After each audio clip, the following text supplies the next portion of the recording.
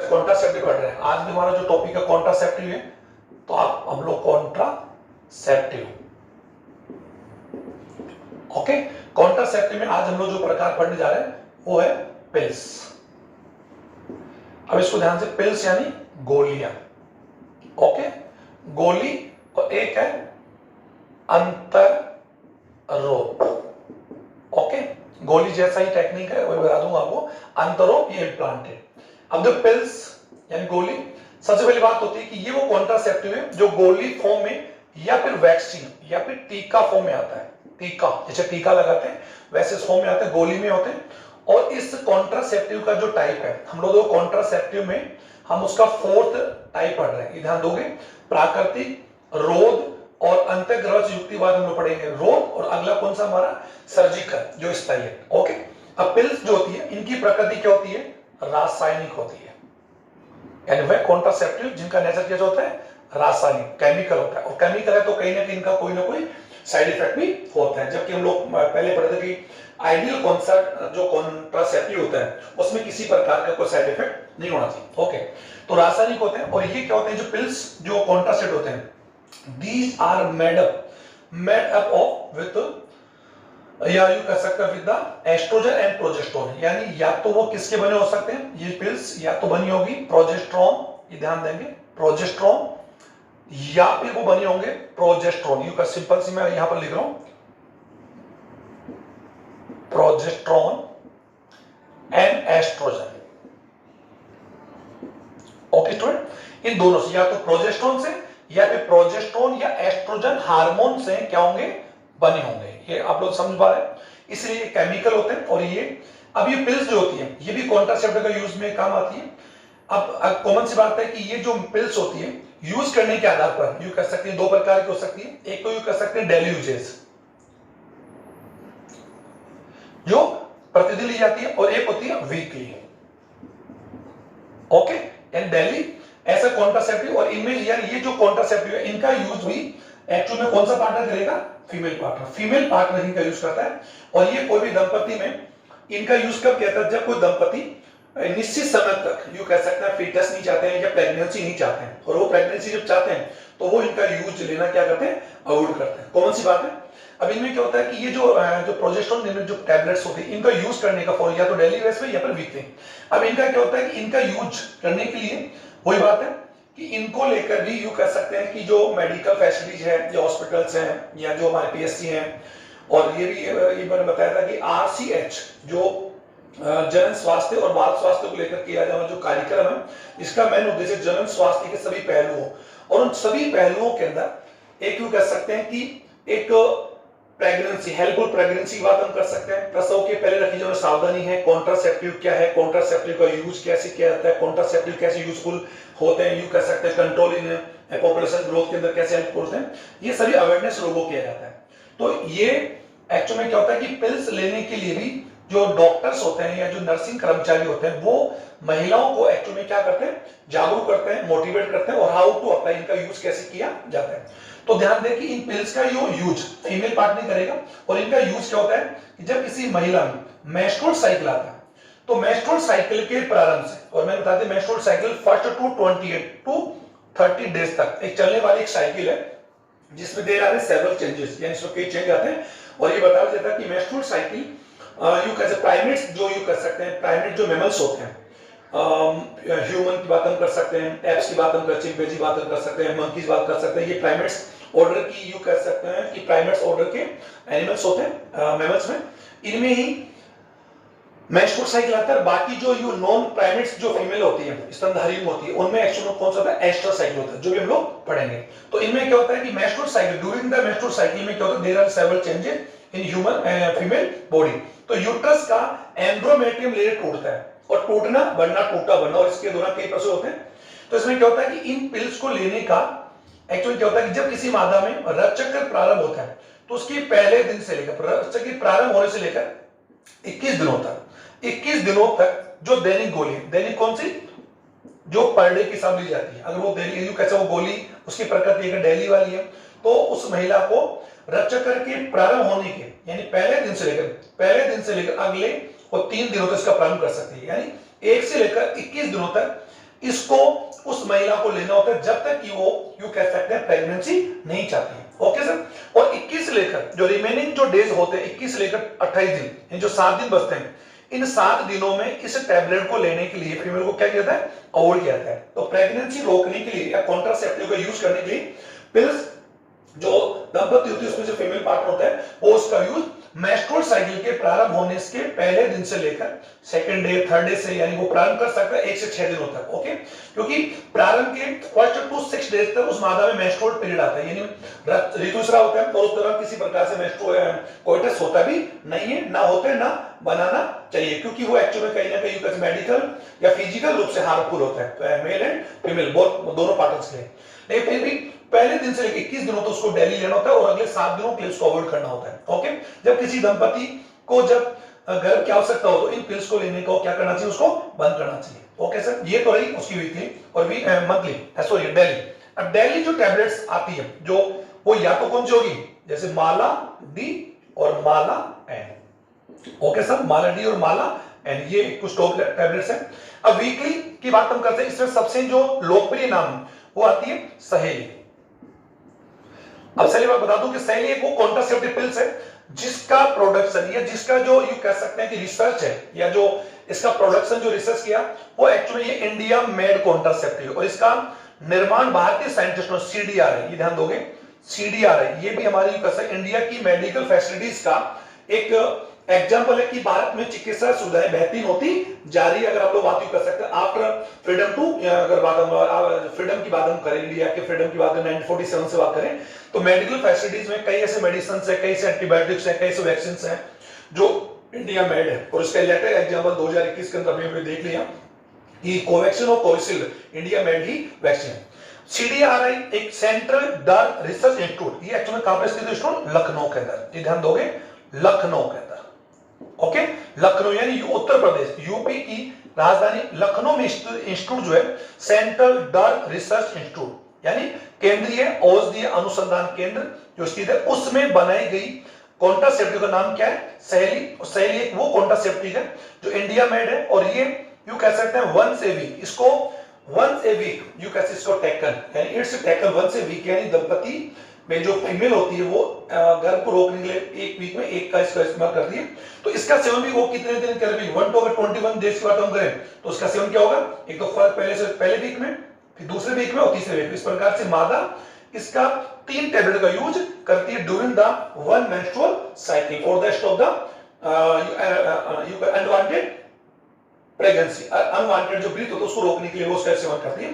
तो ये एक प्रकार से, अब यू कह सकते हैं इसके नाम में कई और नाम हो सकते हैं, मार्केट में आज कई प्रकार के टैबलेट उपलब्ध हैं जो इस प्रकार कॉन्ट्रासेप्टिव, लेकिन किसी भी कॉन्ट्रासेप्टिव का सेवन करने के लिए हमेशा डॉक्टर या प्रशिक्षित डॉक्टर से ही एडवाइस लेना चाहिए। किसी भी दंपति को अपने यू कर सकते हैं कि आज हम लोग यूट्यूब है या यू कर सकते हैं कि गूगल पर काफी कुछ उपलब्ध होता है, लेकिन किसी भी वीडियो को देखकर या किसी प्रकार के किसी सजेस्ट करने से हमें किसी कॉन्ट्रासेप्टिव या किसी मेडिसिन का यूज नहीं करना चाहिए, क्योंकि उसका कोई साइड इफेक्ट हो सकता है। तो ऐसे में डॉक्टर के सलाह के बाद ही हमें किसी कॉन्ट्रासेप्टिव का यूज करना चाहिए, और हाउ टू यूज कैसे करना चाहिए और कितनी मात्रा में करना चाहिए, ये एक एक्सपीरियंस जो डॉक्टर है वही बता सकता है। ओके, अब इसके अलावा क्या होता है कि इन टैबलेट्स के अलावा एक टैबलेट और आती है, पिल्स आती है, जिसे हम बोल सकते हैं जो वैक्सीन है, इंटररोग के रूप में आती है, टीके रूप लगाई जाती है। ये प्रोजेस्टेरोन और एस्ट्रोजन से बनी होती है, लेकिन इसमें क्या होता है, इसे किसी फीमेल की जो स्किन होती है, यानी स्किन के नीचे वैक्सीनेशन के रूप में, जैसे वैक्सीन के रूप में लगाते हैं, वैक्सीनेशन के रूप में, आप समझ पा रहे होंगे, वैक्सीनेशन के फॉर्म में लगाते हैं, यानी स्किन के नीचे इसे इंप्लांट किया जाता है। ओके, समझ आ रहा है। और इंप्लांट करने के बाद इसका जो एक्शन है, इसका जो इफेक्ट होता है वो use similar to these pills, इन पिल्स के जरिए होता है, लेकिन इसका यूज तब किया जाता है इमरजेंसी में किया जाता है। यानी इमरजेंसी कब, जब कोई दंपति, ये ध्यान दो, दंपति का मैं बार बार आपको कह रहा हूं, दंपति बोल यहां पर कपल्स वाला, जब कोई दंपति किसी कारण से इंटरकोर्स के दौरान, मैथुन क्रिया के दौरान अगर किसी कॉन्ट्रासेप्टिव का यूज करना अगर वो भूल जाते हैं और अगर उस फीमेल के प्रेग्नेंस होने की संभावना बन जाती है, तो ऐसी कंडीशंस में वो कपल जो फीमेल है, यानी उनके द्वारा बनाए गए कोइटस या मैथुन क्रिया के 72 आवर्स के बाद, यानी 72 घंटे 2-3 दिनों के दौरान भी इस इस वैक्सीन का या अंतर रोग का उपयोग करके वो उस फीटस के या निषेचन क्रिया को क्या कर सकते हैं, रोक सकते हैं। एक बात ध्यान सुन लें ये जो पिल्स होती है, इन पिल्स को तो एक्चुअली क्या होता है कि इनका यूज तो बिफोर कोइटस यानी मैथुन या फिजिकल कॉन्ट्रैक्ट बनाने से पहले किया जाता है, लेकिन इसका यूज एक्चुअल में पहले और बाद में किया जा सकता है, और कोइटस की लगभग 72 आवर्स के दौरान किया जा सकता है। और ये क्या होगा कि इनका यूज करने के बाद क्या होगा कि जो प्रोजेस्टेरोन जो हार्मोन्स होंगे वो मानव मादा की वेजाइना के अंदर स्पर्म के मूवमेंट को रोकेंगे, और साथ ही जो यूट्रस का जो लेयर उसको इम्प्लांटेशन के लिए रोकेंगे, और साथ निश्चित क्रिया को भी क्या करेंगे, बैरियर करेंगे। तो ये इंपॉर्टेंट और एक यूजफुल वैक्सीन क्या बोलते हैं पिल्स है, जिसका यूज इमरजेंसी में किया जाता है। एक इसका यूज कब होता है, जब किसी महिला या किसी लड़की के साथ अगर माना जा रहा है जबरन या बलात्कार ऐसा केस होता है, और अगर माना जा रहा है उसकी प्रेगनेंस होने की संभावना है, तो ऐसी कंडीशन में भी हम इस यूज कर सकते हैं इंटररोप यानी इंटररोप या अंतरोप का यूज या टीके का यूज करके उस लड़की को प्रेग्नेंट होने से क्या कर सकते हैं, बचा सकते हैं। या इसका यूज किसी दंपति के द्वारा जब किसी कॉन्ट्रासेप्टिव का यूज नहीं किया जाए तो ऐसे कंडीशन का यूज किया जा सकता है। तो ये एक्चुअल में इमरजेंसी या इमरजेंसी में यूज आने वाली एक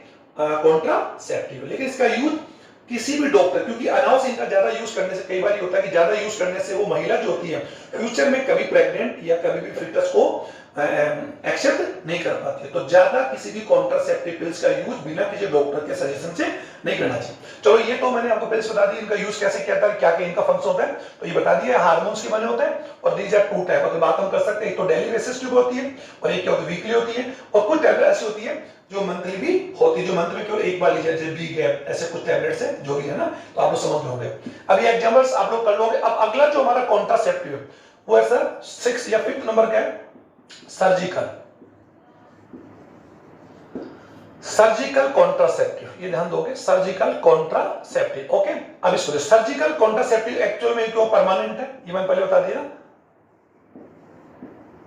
परमानेंट यानी स्थायी होता है, और इसका यूज उस दंपति या कपल को करना चाहिए जो ऑलरेडी यू कह सकते हैं कि ऑलरेडी वो उनके संतान या बच्चे हो चुके हैं और फ्यूचर के अंदर उन्हें और ज्यादा बच्चों की आवश्यकता नहीं है, तो ऐसे में वो परमानेंट ही कॉन्ट्रासेप्टिव यूज कर सकते हैं। इसका यूज कोई भी जो न्यू मैरिड होता है उसका यूज नहीं कर सकते क्योंकि ये परमानेंट है।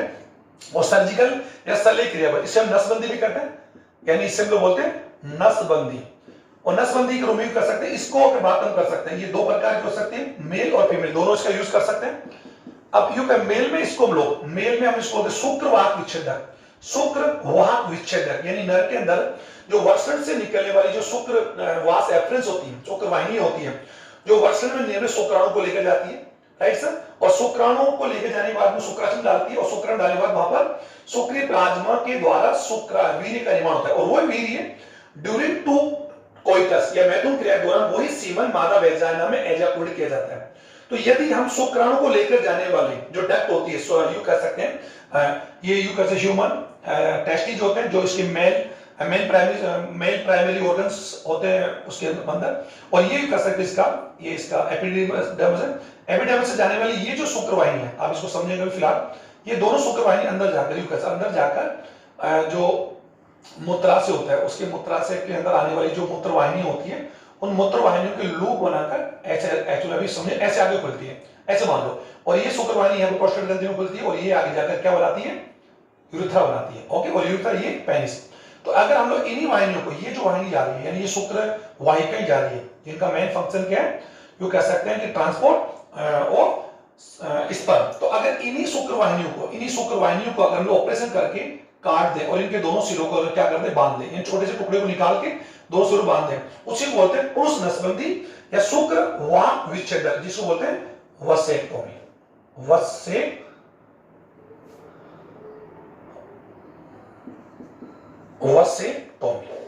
अब समझ में आ गया होगा। और ये मेल द्वारा अपनाई जाती है जैसे पुरुष। और महिला में क्या होता है कि महिला में जो उसकी दोनों तरफ की अंडवाहिनी होती है, यानी महिला में दोनों तरफ की जो अंडवाहिनी जो ओविडक्ट होती है, उन दोनों की ओविडक्ट को, और ये भी मैंने आप लोगों को पहले बना के बताया हुआ है, ऐसी बात है 3rd चैप्टर में अगर आपको, तो ओविडक्ट्स की बात हम करते हैं, ये मानव मादा के अंदर ये ओविडक्ट्स है।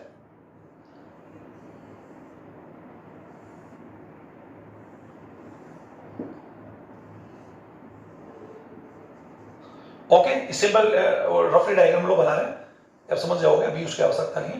ओके, अब इसमें क्या फीमेल के दोनों तरफ की, यानी दोनों तरफ की जो यू कह सकते हैं जो ओविडक्ट्स होती है, उस ओविडक्ट्स में यानी इन ओविडक्ट्स में चीरा लगाकर या कट कर ऑपरेशन करके इनको काट कर रख दिया जाता है और दोनों जो एजेस होते हैं उनको हम लोग किसी स्टेशन से धागे से इनको बंद करें। इससे क्या होगा कि अंडा से बनने वाले जो ओवम होंगे आफ्टर ओवुलेशन, ये जो फैलोपियन ट्यूब होगी वो इनका क्या नहीं कर पाएगी, ट्रांसपोर्ट नहीं कर पाएगी। तो ये ओविडक्ट जो ये ओवम जो होगा यहां नहीं पहुंचेगा। और ड्यूरिंग कोइटस, अगर ये महिला कोइटस करती हुई अपने पति के साथ, तो कोइटस तो करेगी क्या, इंटरकोर्स, तो इंटरकोर्स वाली स्पर्म जो मूवमेंट कर यहां पर आएंगे। तो एब्सेंस इन ओवम यू कह सकते हैं फर्टिलाइजेशन प्रोसेस क्या होगा, नहीं हो पाएगा। और अगर हम बात करते इसमें क्या होगा कि अगर इसमें जो मेल पार्टनर की दोनों वाहिनियों को अगर हटा देंगे तो शुक्राणु का क्या नहीं होगा, एजाकुलेट नहीं होगा। तो शुक्राणु बनेंगे सही, लेकिन शुक्राणु का यहां से क्या नहीं होगा, एजाकुलेट नहीं होगा, एजाकुलेट नहीं होगा। तो जब ह्यूमन यू कह सकते मेल और फीमेल हो सकती है, ध्यान दो मेल और फीमेल पार्टनर में से अगर कोई एक इसको अपनाता है, या वैसेक्टोमी या फिर फीमेल इसको क्या बोलते हैं, ट्यूबेक्टोमी, ट्यूबेक्टोमी। समझ आ गया आपको, इसे बोलते हैं अंडवाहिनी विच्छेदन या शुक्रवाहिनी विच्छेदन। तो ये अपने आप में टेम्परेरी नहीं बल्कि परमानेंट एक मेथड है जिसके द्वारा कॉन्ट्रासेप्टिव हो जाता है। और फ्यूचर में जो दंपति होते हैं इन पे इंटरकोर्स पर या इनके मैथुन या फिजिकल जो वैवाहिक जो रिलेशन होता है उसमें किसी प्रकार का कोई इफेक्ट नहीं पड़ता। ओके, और ना ही इनकी बॉडी पर मेंटली यानी मानसिक, ना ही इमोशनली और ना ही शारीरिक प्रभाव पड़ता है। क्योंकि जनरली है कि इस मेथड में हम लोगों ने इनकी जो प्राइमरी सेक्स ऑर्गन्स है, टेस्टिस की बात हम करें या ओवरीज, इनको नहीं उठाया गया, ऐसा नहीं ध्यान दें। तो ये कॉन्ट्रासेप्टिव रूप में हम लोग केवल क्या करते हैं, इनकी जो डक्ट्स होती है, शुक्रवाहिकाएं और अंडवाहिनी, इनके थोड़े से भाग को काट कर अलग कर दिया जाता है और उनके एजेस को स्टेसिस या टांग लगाकर बंद कर दिया जाता है ताकि शुक्राणु और अंडाणु का प्रयोग नहीं। और दंपति में से कोई एक अगर इसको अपना लेता है तो वो फ्यूचर में पूरे जीवन के लिए अवांछित या अनवांटेड जो ब्रिथ है उससे हमेशा सेफ बने रहते हैं। ओके सर, तो ये मैंने आपको बता दिया। और इसमें आप लोग कहीं भी प्रकार की कोई प्रॉब्लम आपको अगर आती है तो आप लोग यू कर सकते हैं कि जब हम लोग ऑफलाइन या ऑनलाइन क्लासेस लेंगे तो हम लोग उसमें डिस्कस सोल्व कर लेंगे। अब सर बात आती है कि किसी कॉन्ट्रासेप्टिव का एक्चुअल में बैक यू कैसे बैक डाउन की बात हम कर सकते हैं या लॉसेज या साइड इफेक्ट की बात हम करें। अभी वो ध्यान दीजिए, साइड इफेक्ट की बात हम करें, साइड इफेक्ट की अभी मैंने बताया कि साइड इफेक्ट होती नहीं, लेकिन मैं बता दूं साइड इफेक्ट होते हैं। ऐसा कोई कॉन्ट्रासेप्टिव जिसका होता नहीं। तो अब साइड इफेक्ट के रूप में क्या हो सकता है कि कुछ महिलाओं में इनका यूज करने से, स्पेशली पिल्स है या फिर आईयूडी है, इनका यूज करने से कुछ आ सकती है कुछ महिलाओं में। तो साइड इफेक्ट में क्या हो सकता है, जैसे कि जी घबराना, मितली आना, उल्टी जैसा मन होना, चक्कर आना, रज चक्र का अनियमित होना, रज चक्र के दौरान ये कह सकते हैं ज्यादा ब्लीडिंग होना, कम ब्लीडिंग होना, या रज चक्र ये मेंस्ट्रुअल साइकिल का अबनॉर्मल होना, यानी ये टाइम से ना आकर पहले आना या फिर थोड़ा सा ऊपर चले जाना, ये कुछ है। उल्टी होना, और कभी बार इनका ज्यादा यूज करने से भी एक्चुअल जो महिला होती है वो फर्दर इनका यूज करने के बाद जब वो इनका यूज नहीं करती है तो कई बार प्रेगनेंसी एक्सेप्ट नहीं कर पाती है। तो अगर ऐसी कंडीशन किसी महिला में साइड इफेक्ट हो सकते जो मैंने भी आपको बता दिया, जी घबराना, उल्टी आना, चक्कर आना, रज चक्र अनियमित होना, रज चक्र दौरान ब्लीडिंग ज्यादा होना, रज चक्र का समय से पहले आना और ज्यादा होना, और कभी बार ये बढ़ जाता तो कभी बार ये और भी डेंजर होता है। अगर ऐसे लक्षण होते हैं तो तुरंत उस महिला को प्रशिक्षित डॉक्टर से दिखाना चाहिए और उन साइड और उसको जो कॉन्ट्रासेप्टिव का यूज करना तुरंत बंद करना चाहिए। एक बात अब बात आती है कई महिलाओं में ऐसे साइड इफेक्ट दिखाई नहीं देते, तो इनका यूज बिना किसी डॉक्टर के परमिशन से या बिना किसी डॉक्टर के एडवाइस के नहीं करना चाहिए। ये बेसिक चीजें मैंने आपको बताने का पूरा प्रयास किया। अब एक बात ये मैंने बता दिया, अब एक छोटा प्रश्न यहाँ पर आता है कि कॉन्ट्रासेप्टिव जो प्राकृतिक लैंगिक क्रिया, और प्राकृतिक लैंगिक क्रिया का होता है कि बिना किसी कॉन्ट्रासेप्टिव, क्योंकि हम जानते हैं कि नेचुरल जो कोइटस होता है, प्राचीन काल की बात हम कर सकते हैं, कोइटस तो अभी बनाएंगे अगर बात हम, और इनका यूज या इनका जो प्रोडक्शन या इनका जो डिस्कवर किया गया वो केवल क्या कंट्रोल, द पॉपुलेशन कंट्रोल करने के लिए किया गया। लेकिन क्या कॉन्ट्रासेप्टिव का यानी किसी भी गर्भ जो कॉन्ट्रासेप्टिव गर्भ निरोधक होते हैं, ये भौतिक होते हैं, रासायनिक होते हैं, क्या किसी कॉन्ट्रासेप्टिव का यूज करके हम लोग प्राकृतिक लैंगिक क्रिया में बाधा डाल रहे हैं? तो बिल्कुल मैं आंसर दूंगा बिल्कुल यस, क्योंकि लैंगिक जनन अपने आप में कौन सी क्रिया से प्राकृतिक है, और किसी भी कॉन्ट्रासेप्टिव का लंबे समय तक उपयोग करके हम उसको फोर्सली, ये ध्यान दोगे, फोर्सली का अर्थ है जबरन, फोर्सफुली यानी जबरन उस प्राकृतिक क्रिया को क्या कर रहे हैं, रोक रहे हैं। ये ध्यान से सुनो, अब मेरी बात समझने का प्रयास करें, क्योंकि लैंगिक जनन की क्रिया एक्चुअल में कौन सी क्रिया सर, नेचुरल है, और इसमें किसी प्रकार के कॉन्ट्रासेप्टिव का कोई भी यूज या कोई रोल नहीं। लेकिन रिप्रोडक्शन या जनसंख्या को कंट्रोल करने के लिए हमने कॉन्ट्रासेप्टिव बनाया। तो कॉन्ट्रासेप्टिव का यूज करके हम लंबे समय तक उस महिला में जो प्राकृतिक लैंगिक है उस क्रिया को क्या कर रहे हैं, फोर्सफुली रोक रहे हैं। ये ध्यान दो, फोर्सफुली रोक रहे हैं। तो तो ऐसा करने के साइड इफेक्ट क्या हो सकते हैं? नंबर 1, एक तो पहली बात है कि ये क्रिया जो हम लोग इनका यूज करते हैं वो अप्राकृतिक है, इसको आप आराम समझे, अप्राकृतिक है। ओके सर, क्योंकि लैंगिक जन्म की क्रिया कौन सी है? नेचुरल है। इनको अगर हम इनका यूज करके रोकने का प्रयास करते हैं, जो हम कर रहे हैं वो एक्चुअल में अप्राकृतिक है। इनका यूज करने से उस महिला में या दंपति में साइड इफेक्ट हो सकता है कि इनका लंबे समय के लिए यूज करने से वो महिला कभी अब नेक्स्ट कभी प्रेग्नेंट ना हो, और उसके अंदर हो सकता है कई साइड इफेक्ट ऐसे हो जाए जो उसके लिए हार्मफुल हो सकते हैं। तो किसी भी कॉन्ट्रासेप्टिव का यूज करना क्या प्राकृतिक है या अप्राकृतिक? तो आंसर होगा अप्राकृतिक है। इसीलिए हमें कॉन्ट्रासेप्टिव के रूप में अगर हमें यूज करना ही है, जनसंख्या नियंत्रण के लिए यूज करना ही है, तो हमें प्राकृतिक उपायों का उपयोग करना चाहिए। और प्राकृतिक उपाय कौन से हैं? जिसमें किसी प्रकार का कोई साइड इफेक्ट नहीं है। यानी प्राकृतिक उपाय अपना कर भी हम क्या अवांछित गर्भ को ठहरने से रोक सकते हैं क्या? तो आंसर होगा यस। तो हम लोग भौतिक और रासायनिक जो कॉन्ट्रासेप्टिव उनका यूज करने की बजाय हमें दंपति को रज चक्र की पूरी जानकारी, संयम और रज चक्र के दौरान बनाए जाने वाले जो प्राकृतिक उपाय हैं रोकने के लिए, उनको हमें मोटिवेट जागरूक करना चाहिए, ताकि उनका यूज अगर कोई दंपति करता है तो उसमें फर्दर यानी फ्यूचर में किसी प्रकार के कोई साइड इफेक्ट नहीं आता, क्योंकि वो प्राकृतिक तरीके से एक उपाय है जिसमें कोई साइड इफेक्ट नहीं। ओके सर, तो ये मैंने पूरा आपको बता दिया। अब हमारा जो नेक्स्ट टॉपिक, इसी टॉपिक में मैं लड़ना चाहूंगा, थोड़ा टॉपिक ज्यादा बड़ा हो रहा है। एक एमटीपी, जो अगला टॉपिक है एमटीपी। स्टूडेंट्स को ध्यान सुने, मेडिकल टर्मिनेशन प्रेगनेंसी,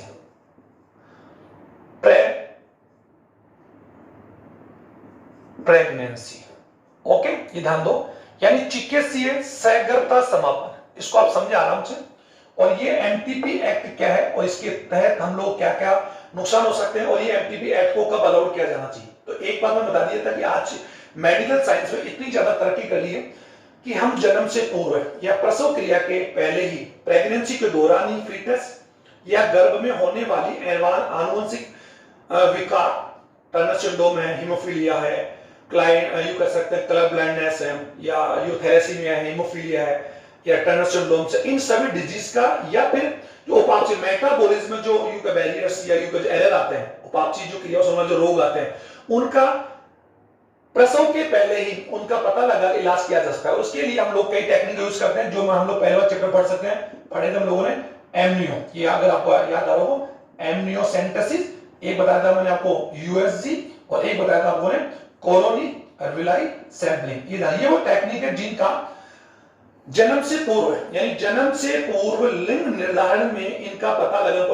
उपयोग किया जाता है, लेकिन साथ ही इनका उपयोग किया जाता है भ्रूण के अंदर होने वाली आनुवंशिक बीमार, आनुवंशिक तथा उपापचयी रोगों या त्रुटियों का पता लगाकर उपचार करना, और अगर उपचार ना हो और अगर उस गर्भ से मां यानी मदर पर अगर उसके जीवन को संकट होता है, तो ऐसी कंडीशन में हम उसका अबॉर्शन या उसको अबॉर्शन करके एंटीबायोटिक से उसको हटा सकते हैं। तो ये सब इसका उपयोग हम, लेकिन वर्तमान इनका यूज हम लोग एक्चुअल नेगेटिव में करते हैं, और जन्म से पूर्व लिंग जांच करने में, और अगर वो लिंग अगर यूं कह सकते हैं कि अगर वो फीमेल फिटस है, यानी यूं कह सकते हैं मादा गुण कन्या गुण है, तो ज्यादातर दंपतियां क्या उसे जानबूझकर क्या करती है, हटा देती है। वही एमटीपी, बस वो मैं आपको समझा रहा हूं, तो इसको आप समझे कि एमटीपी एक्ट क्या है। ये ध्यान दो, प्रेगनेंसी यानी गर्भता, सगर्भता, ये ध्यान दो। और मानव के अंदर गर्भता की अवधि होती है सर फर्टिलाइजेशन, इतना समझे, फर्टिलाइजन टू पाचुरेशन, यानी फर्टिलाइजेशन से कहां तक, प्रसव, निषेचन क्रिया से प्रसव क्रिया तक की अवधि को हम प्रेगनेंसी या गर्भकाल कहते हैं, गैस्ट्रिक पीरियड कहते हैं, जो मानव में यू कैसे नॉर्मली कितना माना गया, 9 महीने का, या फिर यू कह सकते हैं 270 दिन का, या इसकी पहले भी हो सकता है। ऐसे ही तो हम लोग एक आइडिया एवरेज लिख के जा रहे हैं, 8 है, 8.5 है, 8.25 है, एक महीने की बात मैं बता रहा हूं, कभी और 2-3 दिन ऊपर भी हो जाते हैं। तो 9 माह, और 9 माह की मैंने आपको बताया कि 9 माह की प्रेगनेंसी को या गेस्टेशन पीरियड को हम लोग 3-3 महीने की 3 ट्राइमेस्टर बांटते हैं, जिसे मैंने नाम दिया था first trimester, second trimester and third. आप लोगों को यू कह सकते थर्ड याद होगा, मैंने बता दिया था कि फर्स्ट, सेकंड और थर्ड, यानी कह सकते हैं ये 3 ट्राइमेस्टर है। तो इसमें यू कह सकते हैं ये जो ट्राइमेस्टर है, ये प्रथम तिमाही है, पहले महीने से लेकर कहां तक है, तीसरे महीने तक, ये चौथे महीने से लेकर छठे महीने तक, और ये 7 महीने से 9वें महीने तक, ये ध्यान दोगे।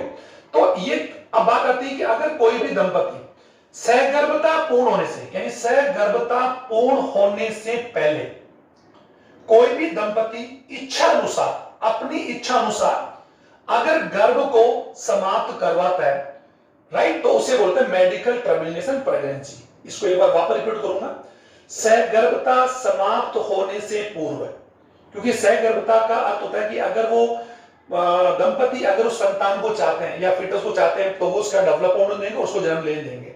लेकिन फिर भी कुछ ऐसे दंपति होती है, कुछ ऐसे कपल्स होते हैं, कई ऐसे परिवार होते हैं जहां उन्हें खासतौर पर कब, जब वो या तो अनवांटेड, यू कह सकते हैं अनवांटेड रिलेशन बन जाता है, ऐसे योग संबंध से बन जाए, या फिर वो जो संतान है या फीटस है अगर वो फीमेल है तो वो परिवार नहीं चाहता है कि उनकी पहली संतान लड़की हो। ये कल भी हम लोगों ने लास्ट वीडियो में पढ़ा था। तो यहां पर क्या होगा कि सहगर्भता यानी गर्भकाल पूरा होने से पहले दंपति द्वारा इच्छा अनुसार गर्भ को जन्म से पहले ही क्या करना, हटा देना, टर्मिनेट कर देना, उसको हटा देना, यानी सीधा सीधा उसको क्या करना, उसको किल करना, यानी मारना, यानी किसी आदमी को मारना या किसी, यानी ये करना, ये बिल्कुल सेम।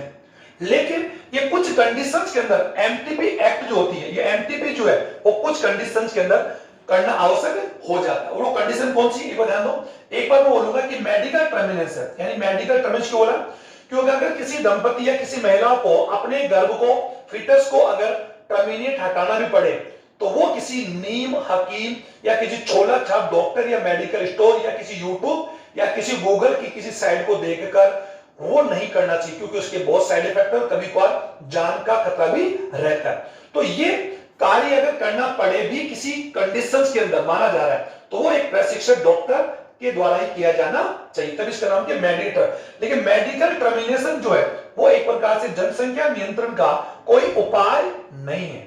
एक बार ध्यान दीजिए, आपको लग रहा होगा कि हम लोग मेडिकल टर्मिनेशन करके क्या जनसंख्या कंट्रोल करना चाहते हैं, तो क्या ये तरीका यूं कह सकते हैं कि अगर बात हम कर सकते हैं कि क्या ये जायज है, तो आप बोलोगे सर ये तरीका जायज नहीं है, लीगल नहीं, कहीं ना कहीं हम गर्भ को मार रहे हैं। इससे ज्यादा बढ़िया कौन सा है कि हम उस गर्भ को तैरने से पहले ही कॉन्ट्रासेप्टिव का यूज करें। ओके, तो कौन सी कंडीशन का एमटीपी को अलाउड या लीगल क्या गया, एक बार ध्यान दो। देखो पहले बात तो इसके दुरुपयोग या इसके मिसयूज को रोकने के लिए भारत सरकार ने 1971 के अंदर एमटीपी एक्ट यानी एक विधेयक, एक बिल लेकर आए। और हम जानते हैं कोई भी जब देश में कानून बनता है तो हमारी संसद जो होती है, राज्यसभा लोकसभा, वो तुम्हारे चुने हुए जो कैंडिडेट होते हैं वो एक बिल लेकर आते हैं, बिल यानी नियम लेकर आते हैं, विधेयक लेकर आते हैं। उसमें अगर सहमति बन जाती है तो वो विधेयक पास हो जाता है, चाहे राइट टू एजुकेशन हो, राइट टू इंफॉर्मेशन हो, कई नियमों की बात हम कर सकते हैं, बाल विवाह को रोकने को या मृत्यु बोझ, ये कई विधेयक लिखे हैं, उनमें एक एमटीपी एक्ट। इसके तहत क्या होता है कि एमटीपी एक्ट कौन सी कंडीशन के अंदर लीगल है, यानी इसको कानूनी रूप से इसको कब मान्य दिया गया, और इन कंडीशंस के अलावा अगर कोई एमटीपी एक्ट का यूज करता है तो वो गैर कानूनी होता है और उसके लिए सजा और जुर्माना दोनों का प्रावधान है। ओके सर, तो ये कौन सी कंडीशन के अंदर इसको लागू किया गया, नंबर 1, यदि किसी महिला के साथ, माना किसी महिला के साथ जबरन बलात्कार या उसका बलात्कार या रेप होता है, और ऐसी कंडीशन में अगर वो लड़की या वो फीमेल अगर प्रेग्नेंट हो जाती है, तो ऐसी कंडीशन में उस फीटस या उस प्रेग्नेंट महिला के फीटस को एमटीपी एक्ट द्वारा हटाया जा सकता है। और ये कार्य प्रशिक्षित डॉक्टर करेंगे। ऐसी कंडीशंस के अंदर वो महिला इस कार्य को जो कर रही है तो उसके खिलाफ कोई कार्रवाई नहीं होगी, क्योंकि वो लीगल है, क्योंकि उसके साथ वो जो सहवास या इंटरकोर्स हुआ था वो जबरन हुआ था, उसकी इच्छा के अनुसार नहीं हुआ था। एक दूसरा, एमटीपी एक्ट कब किया जाना चाहिए, यानी प्रथम तिमाही, ये ध्यान दो, पहली जो तिमाही, फर्स्ट तिमाही के अंदर ही हम किसी फीटस को, ये ध्यान दोगे, फीटस या एम्ब्रियो को हम टर्मिनेट कर सकते हैं। उसके बाद में अगर हम लोग प्रथम तिमाही कर दोगे, यानी निषेचन क्रिया से लेकर, यानी कह सकते हैं पहले महीने से लेकर 3 माह तक ही एमटीपी या फीटस को रिमूव करना एक्चुअल में कह सकते हैं कि सेफ होता है। उसके आगे अगर फीटस की एज ज्यादा हो गई, 4 महीने 6 महीने का हो गया, तो ऐसी कंडीशन के अंदर हम उस फीटस को रिमूव नहीं कर सकते, क्योंकि ऐसा करने से जो मां है उसकी जान को भी खतरा होता है। जो मैंने आपको एम्ब्रियोसेंटेसिस बताया था कि एम्ब्रियोसेंटेसिस तकनीक में क्या करते हैं, 20 सप्ताह के बाद ही उसका यूज करके हम जो भ्रूण होता है उसकी उल्ब गुहा से, कल बात हुई थी हमारी, उल्ब गुहा से हम जो भ्रूणीय झिल्लियां होती है, सोमेटिक कोशिका होती है, उनको सैंपलिंग लेते हैं और फिर उसकी आनुवंशिक विकृतियों का पता लगाते हैं। और अगर वो विकृति, अगर मान जा रहा है कि लाइलाज होती है। तो ऐसी कंडीशंस में हम उस फीटस का रिमूव नहीं कर सकते क्योंकि वो 20 सप्ताह से ज्यादा का हो चुका है। इसीलिए उसकी जगह हम लोगों ने एक नई टेक्निक आई है जिसका नाम है CVS, कोरियोनिक विलायक सैंपलिंग, जो 8 से 10 सप्ताह में इसका यूज किया जा सकता है। ओके, तो 20 यानी ये प्रथम तिमाही में सक्षम है। दूसरी बात है एमटीबी एक्ट प्रशिक्षक डॉक्टर द्वारा होना चाहिए। ध्यान दो, मैं बातें बता रहा हूं कि एमटीबी एक्ट के लिए एमटीबी एक्ट में क्या क्या बातें। नंबर 1, ये गैर कानूनी है, इसका यूज करना गैर कानूनी है। कुछ परिस्थितियों को छोड़कर एमटीपी एक्ट कानूनी रूप से मान्य है।